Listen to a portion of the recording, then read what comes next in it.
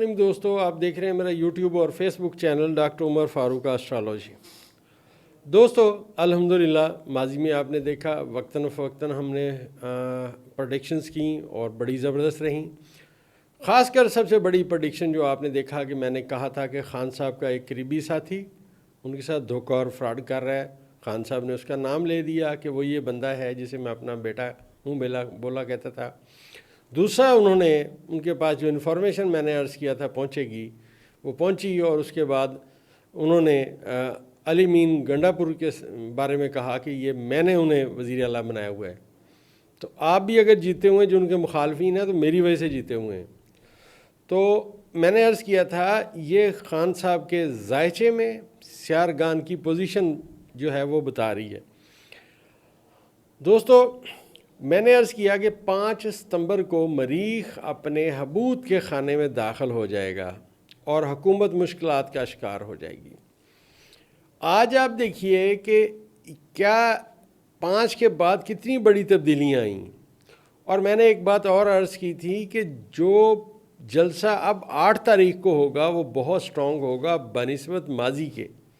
आज के जलसा आपको नज़र आ रहा है कितना स्ट्रॉन्ग हो रहा है। एक दिन पहले से लोग पहुँचे हुए हैं। इंटरनेशनल उफक पे खान साहब का नाम लिया जा रहा है। अब दोस्तों जो करंटली सितारे मैंने अर्ज़ किया था कि 3 बहुत बड़े सितारे हैं जो रिवर्स होके वापस आए और फिर एक लाइन में पहुँचे। अब इनकी एक प्रेडिक्शन ये है कि निगरान हुकूमत के दौरान एक या दो बंदे मुश्किलात का शिकार होने वाले हैं। ये आप लिख लें। जब इनके स्कैंडल सामने आएंगे फिर हम आपको बताएंगे इंशाल्लाह कि ये इनका जायचा है। दूसरी बात ये है कि खान साहब के जायचे में जो सियारगान हैं मज़ीद स्ट्रॉन्ग होने जा रहे हैं। मैंने अर्ज़ किया था खान साहब एक बाउंसर मारेंगे, वो तो बाउंसर पे बाउंसर मार रहे हैं। आप देखिए उनका बयान कितना तकड़ा आया है। उन्होंने कहा कि ये आज़ादी मैं इनसे हासिल नहीं कर रहा, मैं छीन के ला रहा हूँ। और दूसरी बात मैंने एक प्रेडिक्शन लगाई थी, हेडिंग लगाई थी यहाँ अपने चैनल पे कि गैबी मदद आ गई। अब लोग उसके ऊपर जनाब कहते हैं कि ये कोई जन्नात आ गए या कोई मखलूक आ गई। अब मैं बताने की कोशिश करता हूँ। देखें जो आप जायशा पढ़ते हैं उसके बारे में आपने जो बात आपको समझ आएगी आप वो करेंगे। अब गैबी मदद ये आई कि वो जो 3 महीने से पेंडिंग था फैसला जिसका डायरेक्ट फ़ायदा इमरान खान को होना था, बावजूद इसके कि वो नहीं चाहते थे कि ये कानून आए, लेकिन उसके ना चाहने के बावजूद वो फ़ैसला सुनाना पड़ा और उसका खान साहब को बड़ा फ़ायदा हुआ। ये है गैबी मदद। पहले उनके सज़ाएँ जो हैं वो काला दम करार दी गई। फिर उसके बाद आगे इन्होंने जाली केसेस बनाए, वो सारे खारिज हुए। जो केस नहीं बन सकता था पाकिस्तान की हिस्ट्री में वो भी इन्होंने बना के देखा, कोई फ़ायदा ना आया। अब जो करंटली जायचे में खान साहब के जायचे में आज जब 8 सितंबर है तो जायचे में मुश्तरी और ज़ुहल बिल्कुल अपने अपनी जगह पे कायम है, लेकिन ज़ुहल और शम्स आपस में नेगेटिव हुए हुए हैं। ज़ुहल खान साहब के जायचे के चौथे खाने में है और जो सूरज है वो खान साहब के जायचे के 10वें खाने में है। लेकिन जो बाकी सियारगान की नज़रात हैं, जो मुश्तरी को ज़ोहरा नाज़र होने वाला है, आने वाले 3-4 दिनों बाद हद इत्तिसाल शुरू हो जाएगा। मुश्तरी अपनी ताकतवर तरीन नज़र जो है वो ज़ोहरा के साथ कायम करेगा। ज़ोहरा अपने घर में होगा और जहाँ पे मुश्तरी है ये जो जगह है ये अतारद का घर है। अतारद अपने बादशाह के खाने में आएगा और जो ही ये सितारे यहाँ पे आ जाएंगे, जैसे मैंने आपसे अर्ज़ किया कि अब अतारद अपने बादशाह के खाने में आएगा, तो मैंने जो प्रेडिक्शन की थी खान साहब किसी भी वक्त बाहर आ सकते हैं। उस वक्त तो केसेस चल रहे थे, लोग कहते थे अभी तो केसेस चल रहे हैं, अभी ये लग रहा है वो लग रहा है फ़लाँ होगा, बल्कि लोगों ने कहा कि ये सारी हमें बातें हैं। आप देखिए सारे केसेस ख़त्म हो गए, अब कुछ भी नहीं है। जो मैं कहता था किसी भी वक्त खान साहब बाहर आ जाएंगे, अब वो सारी चीज़ें सामने आ गई हैं। खान साहब के जायचे में जो सबसे अहम अब नज़रात कायम होंगी वो मुश्तरी की और ज़ोहरा की होंगी, जो 7वें खाने से शुरू होंगी और 11वें खाने में बैठ के आपस में ये कम्युनिकेट करेंगे। और ये देखिए, मैंने माजी में एक वीडियो लगाई थी कि खान साहब जेल में हैं। कल खान साहब ने जो बयान दिया, उन्होंने कहा मैं जेल में फ़ारिग नहीं बैठा रहा, मैंने सारी तैयारी कर ली है, मैंने करना क्या है। ये दोस्तों, एक मैंने अर्ज़ किया था कि जो खान साहब के ज़ायचे में सितारे हैं,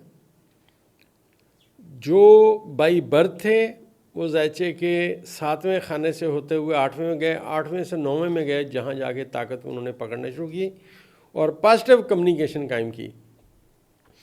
अब ये जो पॉजिटिव कम्युनिकेशन है, इसका रिज़ल्ट सामने आना ही आना है। वो मैंने अर्ज़ किया कि खान साहब जो है एक लाहे अमल उन्होंने कहा मैंने बना लिया है और मैं उसके तहत बाहर आके सारे काम करूँगा। यहाँ यूं ही आने वाले चंद दिनों में ज़ोहरा अपनी नज़र मुश्तरी के साथ कायम करेगा और सूरज जो है इसने भी सुंबला के बाद जाना वहीं है अपने मीज़ान में, वहाँ पे ज़ोहरा अपने घर में मौजूद है। अब यहाँ पे सूरज की भी पॉजिटिव नज़र मिलेगी, फिर यहाँ तारद आएगा उसकी भी पॉजिटिव नज़र मिलेगी, फिर चाँद यहाँ आएगा उसकी भी पॉजिटिव नज़र मिलेगी। ये एक सिलसिला बन रहा है, आप समझिए एक सीढ़ियाँ आ रही हैं जिसके ऊपर खान साहब चलते चलते चलते चलते बुलंदी की सिमत में आएंगे। ये दोस्तों ज़ायचे की कैलकुलेशन है। दोस्तों ने बड़े कमेंट्स किए, हम सब दोस्तों के मशकूर हैं, मेहरबानी है उनकी, उन्होंने अपना कीमती वक्त निकालते हैं, हमारी वीडियोस देखते हैं, कमेंट्स करते हैं। बिल्कुल आप दुरुस्त कह रहे होंगे, यकीनन मैं नहीं कहता कि मेरी कोई बात हरफ आखिर है, नौज़बिल्ला। मैं तो अपनी डेटा कलेक्शन को बयान करने की कोशिश करता हूँ। बहरहाल मैं एक बात बता दूँ, जो मैंने अर्ज़ किया था कि हुकूमत जो है अपने लिए खड्डे खोद रही है और इनका मुश्किल वक्त शुरू हो गया है और इनके जो हवारी हैं वो भागना शुरू हो गए हैं। आपको नज़र आ रहा है भागना, उनको पहले पता चल गया है कि अब इनके पल्ले कुछ भी नहीं है। और 5 सितंबर के बाद मैंने अर्ज़ किया था कि मरीख अपने हबूत के खाने में जाएगा और 5 तारीख के आप फ़ैसले देखें, कैसे कैसे फ़ैसले उसके बाद आ रहे हैं, क्या क्या हो रहा है। कहाँ खान साहब का नाम नहीं ले सकते थे, कहाँ आज पूरा मीडिया उन्हें दिखा रहा है, उनके चाहने वालों को दिखा रहा है। और एक अवाम का जो आज के ज़ायचे में है, आज के ज़ायचे में 2 बजे की सूरत हाल सितारों की बताना मैं बड़ा ज़रूरी समझता हूँ।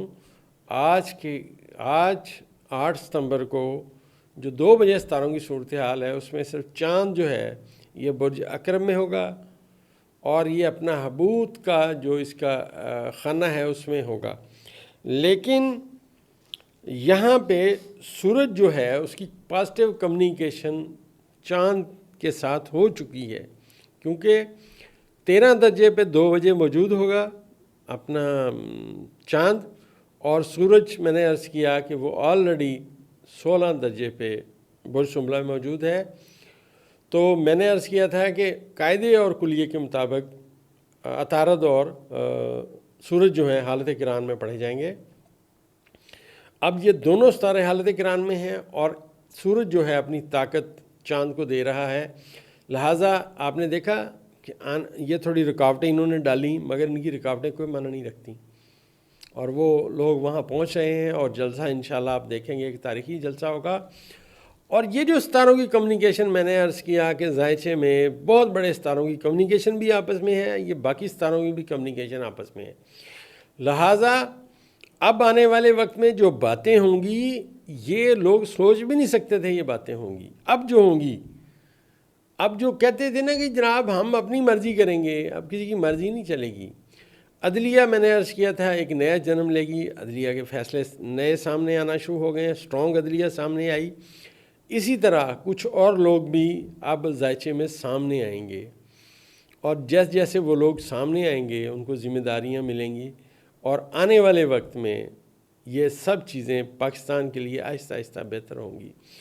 याद रखिएगा, जब तक हमारा सितारा मरीख जो है हबूत के खाने में रहेगा तो मुल्क में थोड़ी मुश्किलात रहेंगी। लेकिन जो ज़ायचा पढ़ने का कायदा कुलिया मैंने आज तक सीखा है, उसमें जुलाई में अगले साल 2025 में जब मुश्तरी अपना बुत चेंज करके शरफ के खाने में आ जाएगा तो सूरत हाल टोटल चेंज हो जाएगी। फिर पाकिस्तान की तरक्की को दुनिया की कोई ताकत नहीं रोक सकती। और ये जो मौजूदा हुकूमत है इक़दाम जिसके बारे में मैंने अर्ज़ किया कि मौजूदा हुकूमत अपने लिए प्रॉब्लम पैदा कर रही है। आप देखें इनके हवारी भागना शुरू हो गए और ये जो कर सकते थे इन्होंने किया, मगर इनसे हुआ कुछ भी नहीं है। अब एक और इनको झटका लगने की सिमत में सितारे आ रहे हैं, क्योंकि ज़ुहल जो ही अपनी रिवर्स ख़त्म करेगा, जो दर्जात मैंने अर्ज़ किया पीछे गया वापस आएगा, तो ये मौजूदा वज़ीर-ए-आज़म के लिए मुश्किलात का पेश ख़ैमा होगा। आने वाले वीडियो में इंशाल्लाह फ़र्दर सितारे किधर जा रहे हैं उसके बारे में इंशाल्लाह बात करेंगे। कितनी होगी भाईजान?